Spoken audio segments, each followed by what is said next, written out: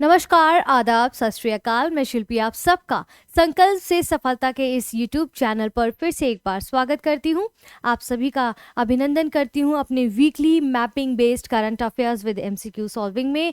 यहाँ पर हम 12 जनवरी से लेके 17 जनवरी 2026 तक का जो मैपिंग बेस्ड करंट अफेयर्स है उसको सारा कवर कर रहे हैं। तो आई होप आपको सारी चीज़ें समझ आ रही होंगी, क्योंकि यही संडे को सुबह 10 बजे वीकली करंट अफेयर्स आता है। हमने वो भी 12 से 17 जनवरी तक का 2026 का कवर किया है। यूपीएससी हो चाहे आपका स्टेट पीसीएस हो, उसमें 2026 के लिए प्रीलिम बूस्टर को लेकर ध्यान में रखकर इसको लाया जा रहा है। वहीं संडे को शाम को 7 बजे, जो कि आप ये देख रहे हैं, यहाँ पर mapping weekly based current affairs लाया जाता है। फिलहाल के लिए यहाँ पर हम आज के अपने इस करंट अफेयर्स को शुरू करते हैं। और पहला जो आपका यहाँ पर करंट अफेयर्स का पहला टॉपिक है वो आपका सक्जम जो है, शकगाम जो घाटी है, सक्जाम जो वैली है, ठीक है, सक्जगाम जो वैली है उसके बारे में बात करेंगे। और ये चीन के द्वारा क्या हुआ है, क्षेत्रीय दावों की फिर से पुष्टि की गई है और बुनियादी ढांचे जो बेसिक स्ट्रक्चर है उनके निर्माण के बचाव के बाद सक्जगाम घाटी फिर से चर्चा में आ गई है और इस पर भारत ने कड़ा राजनीतिक विरोध भी दर्ज किया है। तो सबसे पहले देख लीजिए यहाँ पर सक्जगाम जो वैली है वो कहाँ पर घाटी है, इसके बाद हम आगे बढ़ते हैं, आगे की चीज को समझते। देखिए आपका area head by China and claimed by India, ये आपका अक्साई चीन है, ठीक है, अक्साई चीन यहाँ पर देखिए लिखा है, अक्साई चीन है ये। इसके बाद यहाँ पर आप देखेंगे ये जो सक्जगाम वैली है ये आपका एरिया सक्जगाम वैली का है। Area credit by Pakistan to China and Bharat इसको क्लेम करता है खुद के लिए। ये आपका सियाचिन ग्लेशियर है, ठीक है, area held by China claim by India, ये अक्साई चीन है आपका। ये लाइन ऑफ कंट्रोल आपका आ जाता है POK, पाकिस्तान ऑक्यूपाइड कश्मीर है ये, ठीक है। यहाँ पर यही सारी चीजें आपको दी गई हैं। तो अब यहाँ पर कह रहे हैं कि सक्जगाम घाटी के बारे में हमें जानना है, क्योंकि हम यहाँ पर मैपिंग बेस्ड करंट अफेयर्स पढ़ने का प्रयास कर रहे हैं। देखिए सक्जगाम घाटी जिसे काराकोरम ट्रैक भी कहा जाता है, बहुत ज्यादा ऊंचाई पर स्थित है, विरल आबादी वाला ये क्षेत्र है और पूर्ववर्ती रियासत जम्मू कश्मीर के सुदूर उत्तर में स्थित है। जम्मू कश्मीर के सुदूर उत्तर में हमने देखा ये जो सक्जगाम वैली सुदूर उत्तर में जम्मू कश्मीर से काफी दूरी पर है ये, ठीक है। अब यहाँ कह रहे हैं भारत इस पर दावा करता है, जबकि पाकिस्तान द्वारा जो हस्तांतरित किया गया था चाइना को, इसके बाद इसका प्रशासन जो है, इसका जो प्रशासन है, किसकी बात करें, सक्जगाम वैली की, वो चाइना ही करता है, ठीक है, चाइना के पास ही इसका जो है, इसका प्रशासन चाइना के पास है। अब यहाँ पर देखिए हमने देखा कि इसकी भौगोलिक स्थिति क्या है, सियाचिन ग्लेशियर के उत्तर में है, सियाचिन ग्लेशियर के उत्तर में यहाँ पर यह है, सियाचिन ग्लेशियर के उत्तर में है और काराकोरम और कुनुकुल पर्वत जो श्रेणी है उसके पास में ये अवस्थित है, उसके बीच में एक्चुअली अवस्थित है ये। और पाकिस्तान अधिकृत कश्मीर यानी कि पाकिस्तान ऑक्यूपाइड जो कश्मीर है, ठीक है, उसमें ये आप देखेंगे उस एरिया के अंतर्गत ही ऑलमोस्ट ये दिखता है ये। और लेकिन चीन के द्वारा शिनजियांग के ताशकुरगन और ये चेंग काउंटियों के हिस्से का रूप में प्रशासित जो है प्रशासन ये चाइना ही, यहाँ पर कहते हैं ना area credit by Pakistan to China, लेकिन भारत इसका क्लेम करता है, ये उसका हिस्सा है, ठीक है। अब इतिहास और विवाद में आगे चलने से पहले आपको थोड़ा सा कहानी नुमा चीज़ों को समझाते हैं। बोर्ड पे जो लिखा है वो तो आप समझ ही लेंगे, पीपीटी भी मिलेगी, और जिन बच्चों को पीपीटी वगैरह चाहिए हुआ करे मुझे मैसेज कर दिया करिए, क्योंकि बहुत से लोग जो है इसको स्किप कर देते हैं, ठीक है। देखिए हिमालय की ऊंची चोटियों के पार हम देख रहे हैं जहां पर हवा पतली है और इंसानी बस्तियां बहुत कम दिखाई दे रही हैं, यही बताया गया है। वहीं एक दुर्गम इलाका है, क्या, सक्जगाम घाटी। इस घाटी को काराकोरम ट्रैक भी कहा जाता है।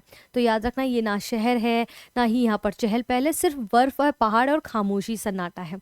और आज से कई दशक पहले ये इलाका जम्मू कश्मीर के रियासत का हिस्सा हुआ करता था। जब 1947 में जम्मू कश्मीर भारत में शामिल हुआ तो भारत ने स्वाभाविक रूप से इस घाटी पर अपना अधिकार मान लिया। उस समय क्या हुआ, जो सीमाएं थी वो कागजों पर थी, जमीन पर तो नहीं थी, और यहीं से कहानी ने एक नया मोड़ लिया। 1947 से 48 के संघर्ष के बाद पाकिस्तान ने इस क्षेत्र पर नियंत्रण कर लिया और वर्षों बाद 1963 में पाकिस्तान ने समझौते के तहत इस घाटी को, कौन सी, सक्जगाम घाटी को चाइना को सौंप दिया। और तभी से चाइना यहाँ प्रशासन चला रहा है, सड़कें बनाना हो, चौकियां बनाना हो, ढांचा विकसित करना हो, ये सब चाइना निरंतर दिन प्रतिदिन देखते हैं करता आ रहा है।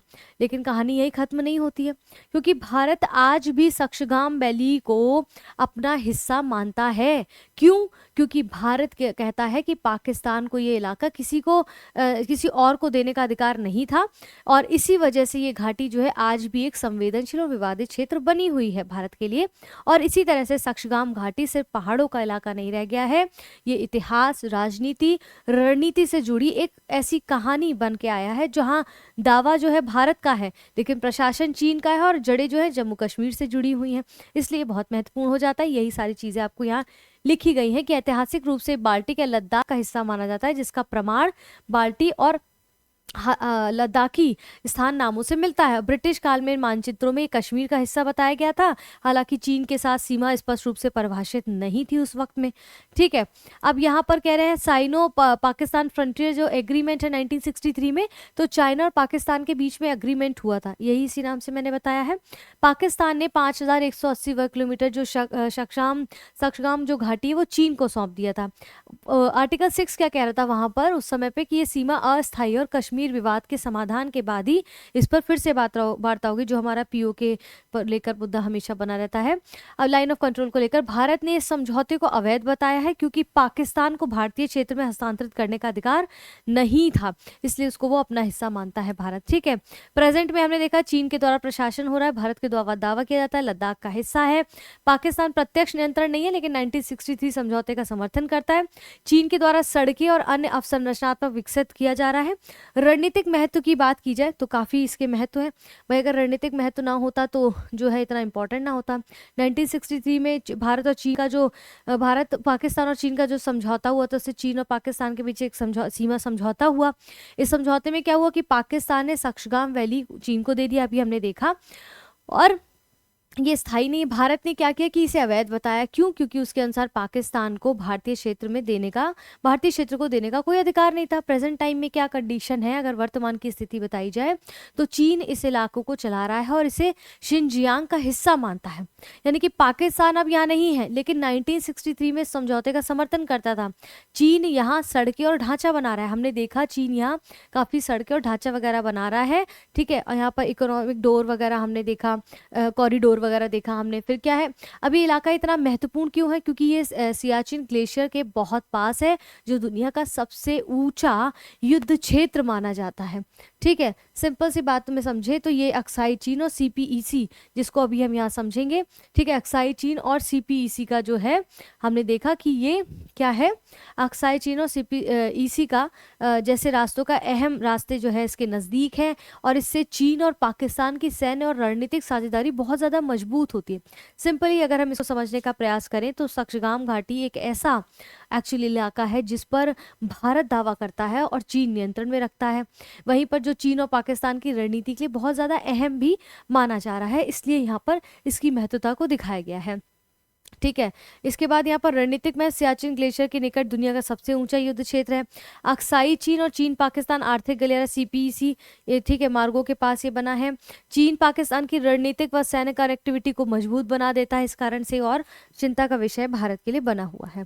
अब यह दूसरा टॉपिक है सिमिलीपाल राष्ट्रीय उद्यान, जो सिमिलीपाल नेशनल पार्क है, ये चर्चा में आया क्यों? क्योंकि ओडिशा में पहले तो हमें जानना ये स्थित है, अभी हम डिटेलिंग में समझेंगे। सिमिलीपाल राष्ट्रीय उद्यान 3 दिवसीय जनगणना के दौरान 3 दिनों तक एक जनगणना हुई, उसमें पता चला कि जो मगर है यानी कि मगरमच्छों की संख्या अब 84 बढ़ा दी गई है, यानी कि हाल के वर्षों में देखी गई गिरावट के रुझान के उलट एक सकारात्मक संकेत दिखाई दिया गया। तो हमारे लिए इंपॉर्टेंट क्या है, मगरमच्छों की संख्या नहीं, इंपॉर्टेंट है कि ये सिमिलीपाल राष्ट्रीय उद्यान कहाँ है, तो हमने देखा ये उड़ीसा में अवस्थित है। ठीक है, ये उड़ीसा में अवस्थित है। अब यहाँ पर डिटेल में समझते हैं क्या है ये। तो एक राष्ट्रीय उद्यान है, टाइगर रिजर्व है, बायोस्फीयर रिजर्व भी है, एक मयूर, ये जो ये नेशनल पार्क जो आपका सिमिलीपाल नेशनल पार्क है, ये मयूरभंजन हाथी अभ्यारण्य के अंतर्गत इसका ही हिस्सा है। भारत में सबसे ज़्यादा बायो विविध अगर संरक्षित परिदृश्य में इसको शामिल किया गया है। 2009 में इसको UNESCO world network of biosphere reserve का सदस्य बनाया गया था। वहीं पर देखेंगे इसकी लोकेशन अगर देखें जो हमारे लिए इंपॉर्टेंट है, तो उड़ीसा के उत्तरी भाग में मयूरभंजन जिले में स्थित है, पूर्वी घाट क्षेत्र में फैला हुआ है, इसका लगभग इतना क्षेत्रफल है, और अगर देखा जाए तो भारत के सबसे बड़े टाइगर रिजर्व में से एक है सिमिलीपाल ये राष्ट्रीय उद्यान। ठीक है, इसकी भौगोलिक विशेषता क्या है, ऐसा क्या है यहाँ पर इसकी भौगोलिक विशेषता, ज्योग्राफिकल फीचर्स क्या है? तो औसतन ऊंचाई लगभग 900 मीटर वाला उच्च पठारी वन समूह पर ये बना है। इसके प्रमुख शिखर कौन कौन से हैं? मेघासानी, खैरीबुरु। और प्रसिद्ध जलप्रपात कौन कौन से हैं यहाँ पर? वरेही पानी, जोरंडा। और प्रमुख नदियाँ कौन सी हैं? बुधावालंगा, सालंदी, देवो और खैरी। ठीक है, ये नदियाँ मगरमच्छों और अन्य वन्यजीवों के लिए आदर्श आर्द्रभूमि आवास निर्मित करती हैं, इसलिए ये महत्वपूर्ण हो जाता है। हमने लोकेशन देखा, चीज़ों को समझा, क्लियर है। अब अगला टॉपिक हमारा यहाँ पर आ जाता है। अगला टॉपिक हमारा क्या है यहाँ पर, उसको देख लेते हैं। अगला टॉपिक है माउंट एल्ब्रूस। ये आपका इम्पॉर्टेंट है क्योंकि रशिया में माउंट एल्ब्रूस पर भारी बर्फबारी के बाद जो जमा हुई बर्फ है उसको सुरक्षित रूप से हटाने के लिए कृत्रिम रूप से ट्रिगर किया गया और हिमस्खलन किया गया, यानी कि कृत्रिम रूप से, यानी कि नियंत्रित करने के लिए अननेचुरल तरीके से उसे हटाने का, हिमस्खलन करने की कोशिश की। तो माउंट एल्ब्रूस आपका यहाँ पर है, ये आपका ब्लैक सी है। ठीक है, अब ये यहाँ पर आपको देखिए, इसके बारे में समझते हैं। ये कहाँ पर है? यूरोप का सबसे ऊंचा पर्वत है माउंट एल्ब्रूस जो है आपका। माउंट एल्ब्रूस जो है सबसे ऊंचा पर्वत माना जाता है ये। ठीक है, माउंट एल्ब्रूस। और यहाँ पर ये किसका है? ये यूरोप का है। ठीक है, ये एक प्राचीन निष्क्रिय ज्वालामुखी है जो दो अलग अलग शिखर पूर्वी और पश्चिम में अवस्थित है, माउंट एल्ब्रूस। और काकेशस पर्वत प्रणाली का हिस्सा, पर्वतारोहण जो है, अल्पाइन पर्यटन, इनका प्रमुख केंद्र माना जाता है। ठीक है, अब रूस के दक्षिण पश्चिम भाग में काकेशस पर्वत क्षेत्र में, रूस के दक्षिण पश्चिम भाग में काकेशस पर्वत है, वहां पर यह अवस्थित है। और इसके बाद जॉर्जिया की सीमा के ठीक उत्तर में अवस्थित है। काला सागर और कैस्पियन सागर के बीच पर्वतीय गलियारे, ठीक है, काला सागर और कैस्पियन सागर के बीच पर्वतीय गलियारे में ये अवस्थित है। अब इसको यहाँ पर देखते हैं, आपका माउंट एल्ब्रूस यहाँ पर देखिए, ये टर्की, जॉर्जिया यहाँ पर दिया गया है ना ये सारा। ठीक है, इसके बाद यहाँ पर हम आगे आएंगे, यहाँ पर थोड़ा सा लोकेशन और देख सकते हैं। ठीक है, देखिए इसमें क्लियर नहीं है पिक्चर, चलो मैं इसमें दिखा देती हूँ आपको। ठीक है, यहाँ पर देखिए, अभी आपके 7 सबमिट्स हैं, उसमें से एल्ब्रूस ये यहाँ पर है, ये बेसिकली यहाँ पर है ये आपके। ठीक है, यूरोप में जो कह रहे हैं। आप कह रहे हैं इसका भूवैज्ञानिक विशेषता क्या है? तो ये 2.5 लाख वर्ष पहले बना 2 शंक्वाकार और स्ट्रैटो वोल्केनो है। इस यहाँ पर वोल्केनो भी है। ये सर्वोच्च शिखर इसका कुछ इतना है, दूसरा शिखर कुछ इतना मीटर है। 22 हिमनदों में से आच्छादित, जो कुवान नदी और टेरेक नदी जैसी नदियों को जल प्रदान करता है आपका ये, जिसकी हम बात कर रहे हैं, एल्ब्रूस। और लगभग 2000 साल से निष्क्रिय होने के बावजूद सल्फर युक्त गैसें और खनिज झरने भी यहाँ पर पाए जाते हैं, जो बेहद महत्वपूर्ण है आने वाले समय पे भी। इसका इंपॉर्टेंस क्या है? क्योंकि यूरोप का सबसे ऊंचा शिखर होने के कारण पर्वतारोहियों के लिए 7 समिट्स में शामिल है, हमने अभी पीछे देखा। हिमनद विज्ञान और जलवायु अनुसंधान के लिए बहुत ही महत्वपूर्ण स्थान माना जाता है ये।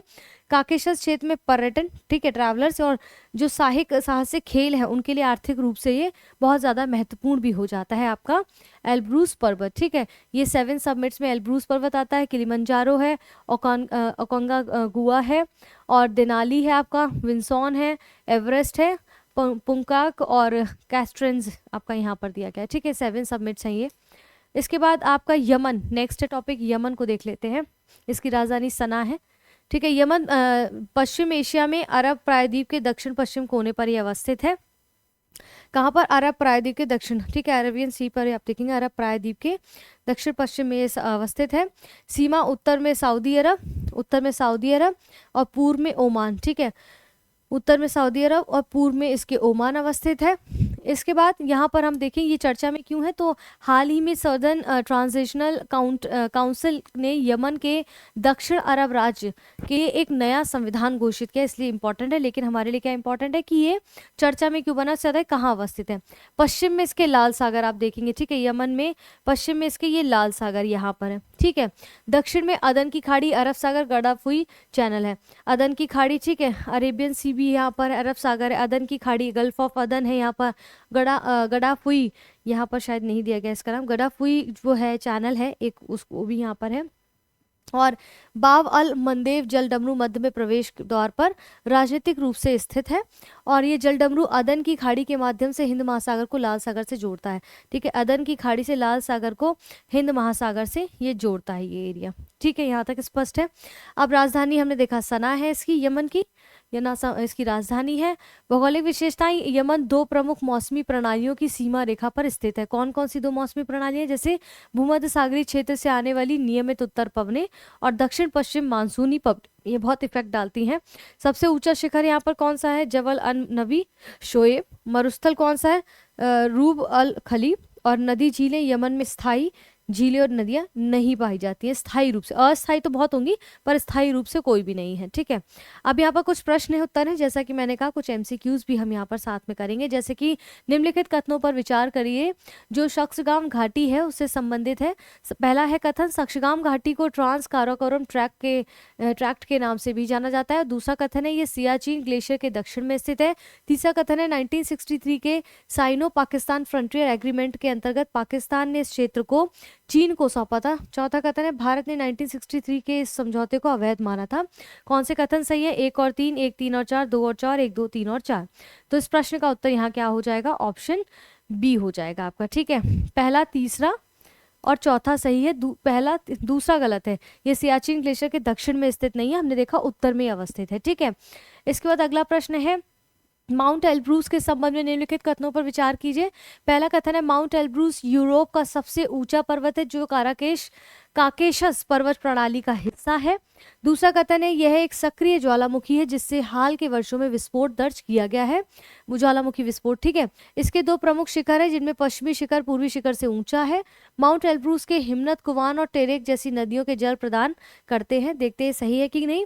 पूछ रहे कौन सा सही है? 1 और 3, 1, 3, 4, 2 और 3, 1, 2, 3 और 4। तो इस प्रश्न का उत्तर यहाँ क्या हो जाएगा आपका? ऑप्शन बी हो जाएगा, यानी कि पहला, तीसरा और चौथा सही है, दूसरा गलत है। ये सक्रिय ज्वालामुखी है जिसे हाल के वर्षों में विस्फोट दर्ज नहीं, हाल नहीं, ये 2000 वर्ष पहले था जिसमें से आज भी यहाँ पर खनिज तत्व इत्यादि उसमें से निकलते हैं उसके, ठीक है। लावा वगैरह में धुएं निकलती हैं, गैसें निकलती हैं। सिमलीपाल राष्ट्रीय उद्यान के संबंध में निम्नलिखित कथनों पर विचार करना है। पहला कथन है सिमलीपाल नेशनल पार्क एक राष्ट्रीय उद्यान है, टाइगर रिजर्व और बायोस्फीयर रिजर्व है। ये पश्चिमी घाट क्षेत्र में स्थित है। यूनेस्को द्वारा 2015 में बायोस्फीयर रिजर्व इसको घोषित किया गया था। तीसरा कथन है बरेही पानी और जोरंडा जलप्रपात सिमलीपाल क्षेत्र में स्थित है। चौथा है हालिया मगरमच्छ जनगणना में सिमलीपाल में मगरमच्छों की संख्या में वृद्धि हुई है। हमने देखा कि ये स्टेटमेंट तो था। अब कौन से सही है? 1 और 3, 1, 3, 4, 2 और 4, 1, 2, 3 और 4। तो सिमलीपाल राष्ट्रीय उद्यान के बारे में क्या सही है? ऑप्शन बी, यानी कि पहला, तीसरा, चौथा सही है, दूसरा गलत है। ऐसा कुछ नहीं हुआ था, हमने अभी टॉपिक को पढ़ा था, उसमें समझा था, ठीक है। तो फिलहाल क्या है कि ये जो प्रोग्राम आप देख रहे हैं, ठीक है, मैं फिर से बता देती हूँ। मैपिंग बेस्ड, प्लीज ध्यान से सुन लीजिएगा, यहाँ तक आए हैं, ठीक है। मैपिंग बेस्ड जो आपका करंट अफेयर्स है वो संडे को आता है, जिसको आप अभी देख रहे हैं 7 बजे हर रविवार को, ठीक है। और सुबह 10 बजे आता है आपका वीकली, ठीक है, वीकली करंट अफेयर्स। ये mapping based weekly current affairs है बेसिकली, आपका पूरे हफ्ते जो रहा होगा, ठीक है। ये करंट अफेयर्स सुबह 10 बजे आता है और मैपिंग बेस्ड आता है शाम को 7 बजे। ये भी आपका संडे को सुबह आता है सुबह 10 बजे, शाम को 7 बजे मैपिंग बेस्ड करंट अफेयर। इसके बाद ट्यूसडे प्लस सैटरडे शाम को 6 बजे आपका क्या आता है? आर्ट एंड कल्चर पढ़ाया जा रहा है, ठीक है, आर्ट एंड कल्चर पढ़ाया जा रहा है। इसके बाद आप देखेंगे यहाँ पर मंडे, वेडनेसडे और फ्राइडे शाम को 6 बजे क्या आता है? शाम को 6 बजे आता है आपका PYQ, जिसमें हम UPSC के PYQs को डिस्कस कर रहे हैं 2013 से लेके 2025 तक, और अब ऑलमोस्ट हम 2021 पे पहुंच गए हैं पॉलिटी को लेकर। क्लियर है? इसके बाद डेली ऑलमोस्ट आपका सैटरडे और संडे को छोड़ के यहाँ पर जियो पॉलिटिक्स के टॉपिक आते हैं जो बहुत इंपॉर्टेंट है। रेगुलर देखिए, क्योंकि अगर अभी आपने करंट अफेयर से नज़र हटा दी तो आपके लिए दिक्कत हो जाएगी 2026 प्रीलिम्स को सॉल्व करने में, ठीक है। इसीलिए हमारे साथ संकल्प से सफलता के इस यूट्यूब चैनल पर निरंतर बने रहें। वीडियो पसंद आई तो लाइक करें, शेयर करें अपने दोस्तों के साथ, और समझ आती हैं चीज़ें अगर आपको इस चैनल पर तो प्लीज़ चैनल सब्सक्राइब करना बिल्कुल ना भूलें। अपना ध्यान रखें, अपनों का ध्यान रखें। जय हिंद, जय भारत।